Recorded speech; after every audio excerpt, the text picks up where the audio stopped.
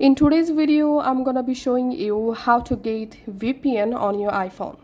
You can set up VPN on your iPhone in a couple of ways, either by downloading a VPN app from the App Store or by manually configuring it in settings. In this video, I'm gonna be walking through the downloading process. So first of all, you have to go to your App Store.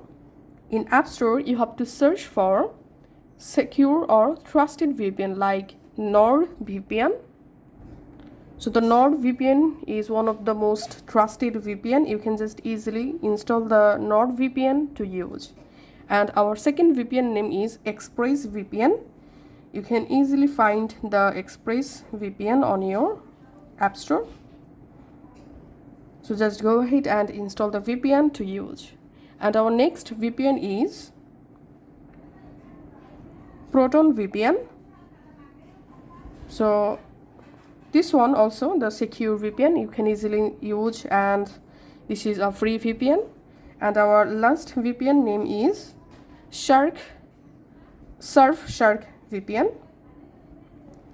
Surfshark VPN. So go ahead and easily install this VPN to use. Thanks for watching.